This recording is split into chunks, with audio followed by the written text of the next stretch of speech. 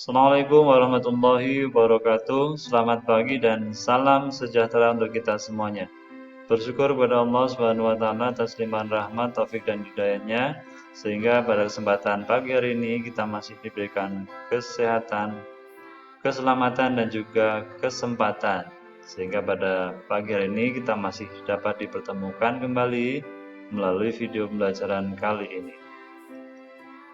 Halo anak-anakku kelas 4 yang Patris sayangi. Jumpa lagi bersama Pak Tris di sini, tentunya masih dalam pelajaran TIK ya. Jadi untuk hari ini Pak Tris akan melanjutkan materi tentang mengenal program pembuat video. Namun sebelumnya marilah kita awali terlebih dahulu dengan berdoa sesuai dengan agama dan keyakinan kita masing-masing. Berdoa mulai.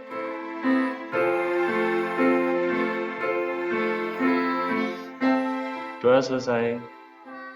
Baik anak-anakku kelas 4 yang Patris sayangi, langsung saja kita mulai agar mempersingkat waktu. Kita buka presentasinya. Lanjutan materi mengenal program pembuat video. Ya. Nah, untuk kali ini sedikit mengulas ataupun mengulang pada pertemuan sebelumnya di mana Patris sudah menjelaskan ataupun menampilkan tentang tampilan Windows Movie Maker ya. Untuk kali ini Patris sedikit tayangkan kembali agar kalian jadi lebih paham. Tampilannya adalah seperti ini. Jadi kalian bisa perhatikan di situ. Jadi tampilan dari Windows Movie Maker adalah seperti ini ya. Di mana terdapat bagian-bagiannya. Namun belum Patris jelaskan di lembar pertama ini ya, atau halaman pertama. Nanti akan Patris jelaskan pada lembar berikutnya atau halaman berikutnya. Baik, kita lanjut. Nah, sekarang bagian-bagian dari Windows Movie Maker. Apa saja? Yang pertama adalah menu bar. Menu bar itu apa? Menu bar adalah berguna untuk menampilkan menu untuk menjalankan sebuah perintah. Jadi kalau menu bar ini adalah biasanya diwakili oleh teks atau tulisan ya.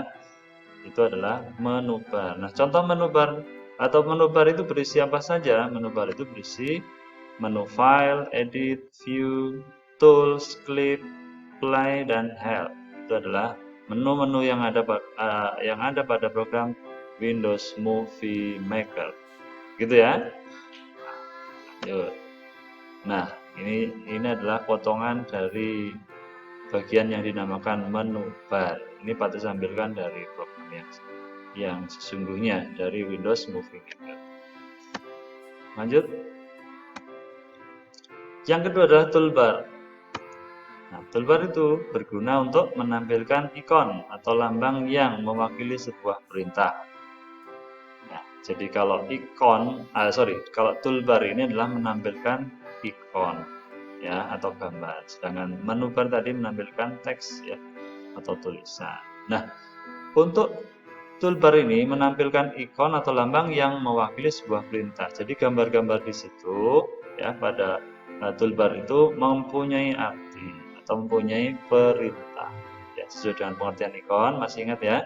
Jadi ikon adalah gambar yang mempunyai arti. Arti di sini adalah dimaksud adalah perintah, gitu ya. Nah, contoh di sini ada gambar disket. Jadi gambar disket ini melambangkan perintah untuk menyimpan ya atau save. Ya, jadi itu adalah salah satu contoh dari ikon. Ya, jadi sebetulnya ada banyak ikon-ikon di program itu ya. Jadi Patris contohkan satu saja. Itu contohnya ikon yang bergambar disket yang melambangkan perintah untuk menyimpan. Gitu ya. Lanjut.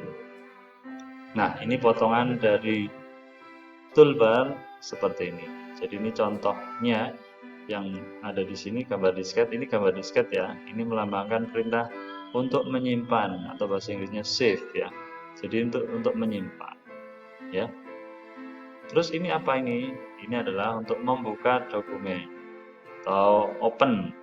Kalau yang ini kertasnya masih putih berarti ini adalah baru ya, atau new.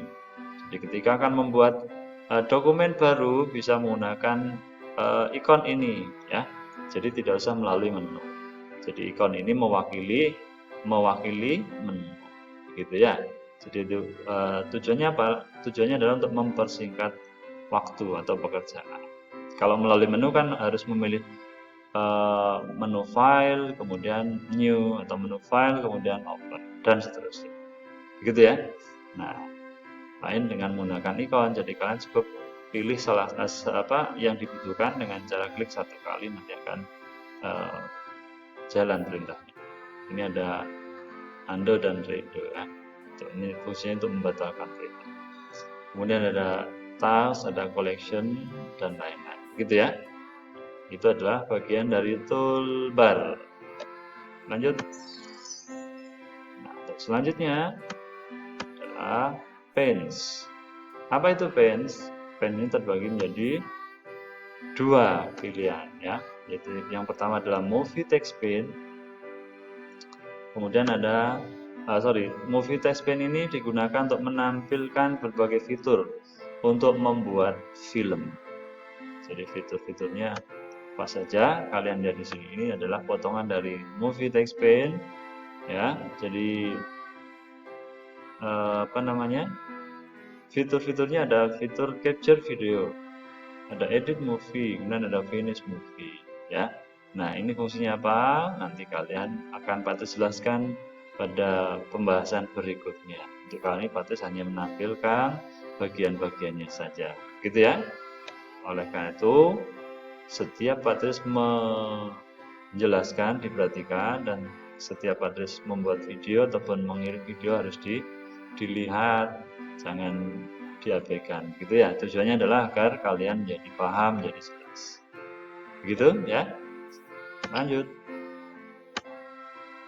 Tadi yang movie text pane ya. Terus yang kedua adalah collection pane. Collection pane ini gunanya untuk menampilkan koleksi foto atau video yang akan dijadikan film. Ya. Jadi koleksi foto bisa berupa gambar juga ya. Atau mungkin juga video yang akan dijadikan film. Nah, di sini karena Patus belum pernah memasukkan gambar foto ataupun video sehingga di sini masih kosong. Ya. Jadi seandainya kita sudah pernah memasukkan foto ataupun video, maka di sini akan berderet ya. 1, 2, 3 dan seterusnya. Itu file-file yang merupakan koleksi foto dan video akan ditampilkan di sini. Gitu ya. Nah, ini adalah bagian yang namanya collection pane. Ya, seperti itu. Kita lanjut. Nah, berikutnya nomor 4 adalah bagian yang namanya, maaf ini ya, ini kurang T ya, ini harusnya storyboard. Ini harusnya storyboard. Ini ada T-nya ya. Ini batas kurang satu huruf ya. Storyboard atau timeline. Maksudnya apa? Jadi perintah ini secara bergantian ya. Jadi artinya ketika aktif di storyboard, maka yang timeline tidak aktif. Ketika aktif di timeline, sebaliknya, gitu ya. Nah, ini berguna untuk apa? Untuk menampilkan urutan dari sebuah film, ya. Jadi ini adalah storyboard ataupun timeline. Nah, sekarang tampilan storyboard seperti ini, ya. Ini yang betul, storyboard. Nah, ketika kalian sedang aktif atau sedang yang ditampilkan adalah storyboard, maka di sini muncul show timeline. Nah, ini artinya jika kalian sedang aktif di sini di storyboard, kalau ingin ke timeline tinggal klik yang ini ya. Nah, kalau di sini belum, ini berarti contohkan saja. Gitu ya. Ini adalah show timeline. Terus berikutnya. Nah, ini kalau yang ini, perhatikan, ini namanya timeline. Timeline ya, bentuknya seperti ini ya. Nah, ketika kalian sedang aktif di timeline, maka yang di sini tampilkan adalah show storyboard, kebalikannya, begitu ya. Jadi tujuannya adalah agar kita memudahkan pekerjaan ya. Jadi dengan cepat ketika kita akan melihat bagian yang merupakan urut-urutan videonya ada di sini ya, di storyboard. Nah, di sini untuk mengatur waktunya. Gitu ya. Lanjut. Menu dan ikon. Jadi menu dan ikon ini pasti kita jumpai pada saat kita mempelajari program apapun ya. Mulai dari kelas 1 sampai kelas 4 ini kalian ketika belajar program apapun ya, pasti ada menu dan ikon di sana ya. Karena ini adalah merupakan sebuah perintah. Menu ini diwakili oleh teks untuk menjalankan sebuah perintah. Contohnya ada menu file, edit, view, tools, clip, play, dan help. Tadi sudah dijelaskan di awal ya. Berikutnya, nah jika kita akan menyimpan ini contoh, maka pilih menu file lalu kemudian klik save project. Ini adalah contoh ketika akan menyimpan, kita bisa melalui menu, yaitu klik menu file kemudian save project. Begitu ya. Jadi kalian mempunyai dua langkah, ada file kemudian save project. Nah, beda dengan yang kedua ini bagian dari menu bar yang tadi ya, sudah Pak tampilkan di awal. Jadi ini adalah contoh dari menu bar yang di dalamnya ada menu file, edit, view, tool, clip, play, help. Gitu ya.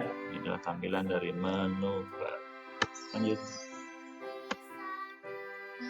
Yang B adalah icon. Icon itu adalah berupa lambang atau gambar yang mewakili perintah atau informasi tertentu. Ya, ini berupa gambar. Kalian tentunya masih ingat ya pengertian ikon. Waktu kelas 1 sudah dimulai belajar ikon ya. Ikon adalah gambar yang mempunyai arti. Ya. Nah, arti di sini adalah perintah. Jadi berupa gambar atau lambang yang mewakili perintah atau informasi tertentu. Nah, ini contoh ikon ya. Yang pertama ini gambar apa tadi? Sudah Pak jelaskan di awal. Ini gambar disket. Ikon ini namanya save. Gunanya untuk apa? Gunanya jadi ikon save berfungsi untuk menyimpan dokumen. Ya, dokumen atau file yang sudah dibuat. Ya, itu adalah ikon save. Berikutnya adalah ikon. Nah, ini adalah folder yang terbuka. Ya, folder yang terbuka ini nama ikonnya adalah open. Ya, jadi ikon open berfungsi untuk membuka file yang pernah dibuat dan disimpan sebelumnya. Ini adalah ikon dari open. Jadi ketika kalian akan membuka dokumen yang sudah disimpan pada pertemuan sebelumnya misalkan atau pada waktu sebelumnya, maka kalian bisa menggunakan dengan langkah yang cepat. Ya, jadi kalian cukup klik open, maka nanti kalian bisa mendapatkan tampilan file-file yang akan bisa kalian buka. Artinya explore-nya akan muncul dan kalian bisa memilih salah satu yang akan kalian buka gitu ya. Ini open. Begitu ya. Jadi itulah untuk macam-macam ikon. Terus berikutnya nah, selesai. Jadi kalau kalian mengikuti pasti akan memahami ya dari awal hingga akhir. Jadi untuk pertemuan kali ini Patris membahas sampai pada menu dan ikon. Ya, jadi kalian bisa melihat buku sambil dibuka, dibaca, kemudian sambil mencocokkan apa yang Patris jelaskan melalui video kali ini. Gitu ya. Jadi tujuannya apa? Agar kalian menjadi paham dan juga jelas. Dan kalau kalian merasa belum paham, belum jelas, silahkan bisa bertanya melalui WA Patris ya. Atau suatu saat Patris akan melaksanakan Google Meet ya. Jadi kalian ikuti Google Meet itu sehingga kalian bisa mengikutinya dengan baik. Gitu ya. Nah, untuk pertemuan kita selesai sampai di sini. Kemudian tugasnya apa? Tugasnya pelajari buku TK bab 4. Gitu ya. Nah, jadi terima kasih atas perhatian kalian semuanya yang sudah menyimak dari awal hingga akhir ya, semoga bisa mengambil manfaatnya ya. Nah, kemudian ini bagi kalian yang mungkin belum subscribe silahkan di subscribe ya, jangan lupa di like juga ataupun di share gitu ya. Jadi mungkin dari Patris cukup sekian, semoga bermanfaat. Patris akhiri, assalamualaikum warahmatullahi wabarakatuh.